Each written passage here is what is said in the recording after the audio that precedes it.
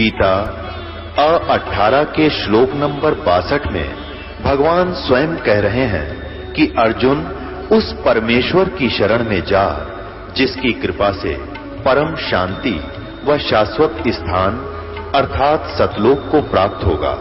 वो परमेश्वर कौन है, कहां है, कैसा है, जानने के लिए कृपया अवश्य सुनिए जगत गुरु तत्वदर्शी संत रामपाल जी महाराज के अमृत वचन।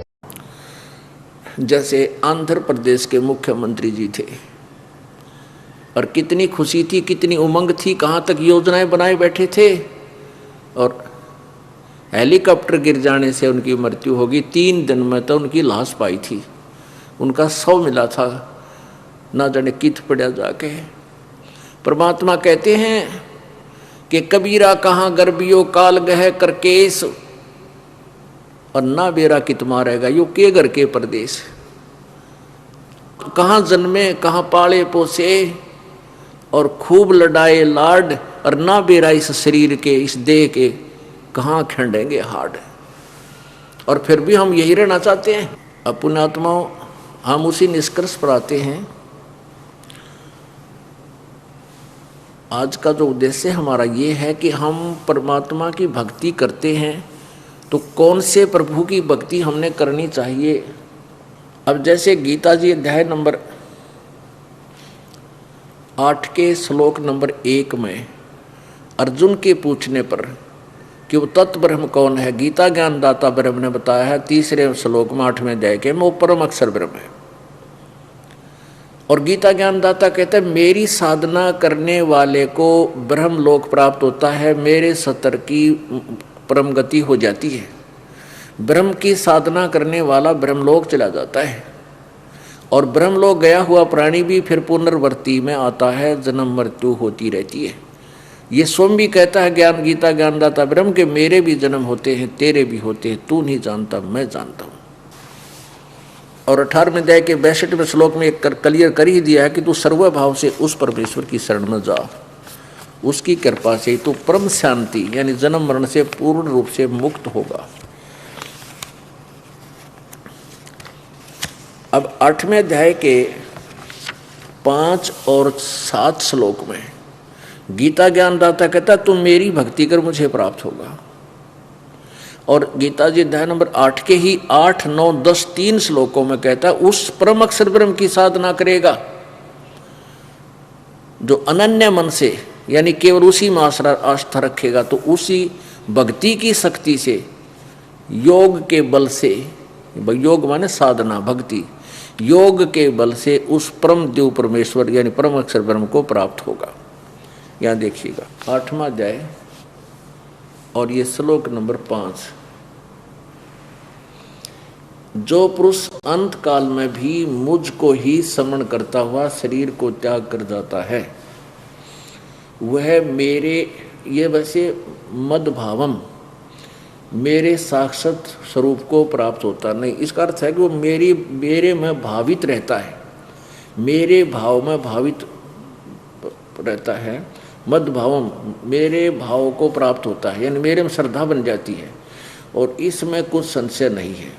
आगे देखो 6 में ये कहा है कि जो अंत में जिसमें भावित रहता है उसी को प्राप्त होता है।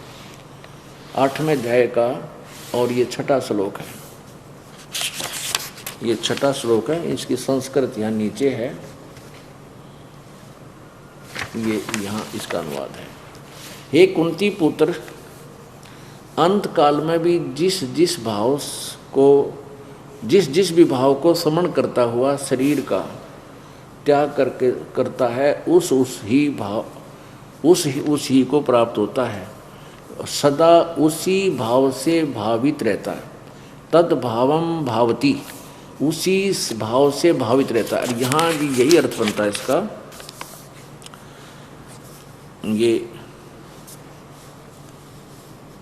ये मद भावम, ये कहता मद भावम 5वें अध्याय में लिखा, 8वें अध्याय के 5वें श्लोक में कहा है जो पुरुष अंत काल में भी मुझको ही स्मरण करता और शरीर त्याग कर जाता है वह मद भावम यानी मुझ में ही भावित रहता है, मुझ में भाव को प्राप्त होता है, मद भावम। और यहाँ तो इसमें कोई संशय नहीं। और छठे में कहा कि ये नियम है कि हे कुंती पुत्र, अंत काल में जिस जिस भी भाव को समन करता हुआ शरीर का त्याग करके जाता है उसको ही प्राप्त होता है। यानी जिस भी इष्ट में जिसकी भावना रह जाती है उसको प्राप्त होता है। सदा उसी तद भावम भावती, सदा उसी भाव से भावित रहता है। फिर सातवें में कहा है कि हे अर्जुन, इसलिए अर्जुन तू सब समय में निरंतर मेरा स्मरण कर और युद्ध भी कर। आगे ना, काम करते करते स्मरण करना है ये, तू युद्ध भी कर और मेरा स्मरण भी कर और युद्ध भी कर। मुझ में समर्पण किए हुए मन बुद्धि युक्त होकर निसंदेह मुझको ही प्राप्त होगा। ये स्पष्ट हो गया। आठवें में क्या कहा है? अभ्यास योग युक्तेन चेतसा न अन्यगामिना परमं पुरुषम दिव्यम याति पार्थ अनुचिंतन। कितना स्पष्ट कर दिया कि हे पार्थ, यह नियम है कि परमेश्वर के अभ्यास योग युक्तेन, परमेश्वर के उस परम अक्षर ब्रह्म के बारे में कहा, उस परम अक्षर ब्रह्म के ध्यान के अभ्यास रूप योग से युक्त दूसरी ओर न जाने वाले चित्त से, यानी सर्वभाव से उस एक में ही आश्रित हो, अन्य की उपासना ना करे, दूसरे को नहीं चाहे, किसी देव को निरंतर चिंतन करता हुआ मनुष्य परम दिव्य पुरुषम, उस परम दिव्य पुरुष परमेश्वर को ही प्राप्त होता है। ये तीन अटकल लड़ा रखिए। प्रकाश रूप को, पुरुष को, अर्थात ये पुरुष माने परमेश्वर को ही प्राप्त होता है। उस परम दिव्यम पुरुष, परम दिव्य परमेश्वर को ही प्राप्त होता है। यानी दो भगवानों की साधना परस्पर चल रही है। आगे देखना 9वें में क्या बताया है, यह संकेत भी किया है। कव्यम पुराणम अनुशासिताराम अणो अणियासम अनुसमर्ते ये सर्वस्य धाताराम अचिंत रूपम आदित्य वर्णम तमस्य प्रस्तात्। जो पुरुष इन्होंने कव्यम का अर्थ सर्वज्ञ कर दिया।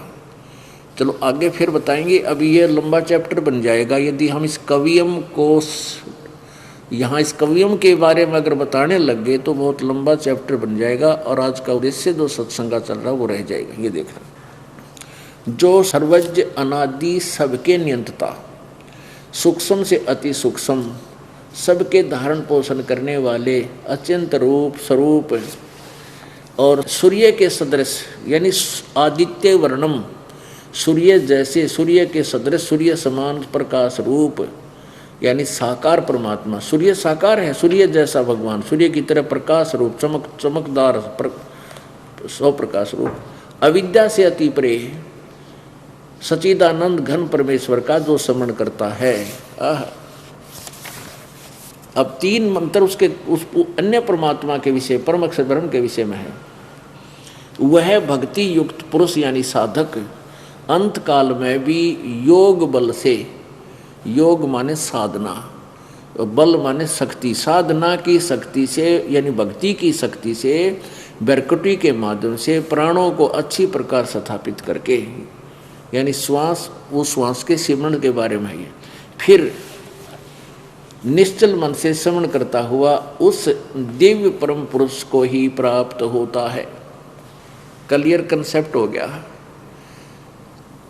अब विष्णु जी तो कह रहा है मैं दुर्गा तो आगे किसी भगवान को नहीं मानता, मन तो बेरा नहीं, मुझे ज्ञान नहीं, मुझे जानकारी नहीं कि और इस ऊपर कोई देवता है ही नहीं, मैं तो इतनी जानता हूँ। और ब्रह्मा जी पूछे है, उसने ज्ञान कितना होगा। नारद जी को ज्ञान नहीं, वो भी वो कथाएं बता रहा है कि ऐसा सुना है मैंने ब्रह्मा जी से। और ना वेद व्यास जी को ज्ञान, ना दुर्गा को कंप्लीट ज्ञान। वो कहती है ब्रह्म की पूजा करो, उसका ओम नाम है, नथिंग एल्स। और ब्रह्म क्या कह रहा है कि उस परम दिव्य परम परमेश्वर यानी परम अक्षर ब्रह्म की साधना करने से परम शांति होती है, फिर जन्म मृत्यु नहीं होता। 15वें अध्याय के 1 से लेकर 4 श्लोक को फिर देखिए।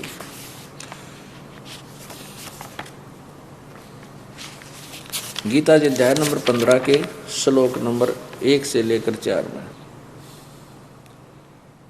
इसका सारांश बता।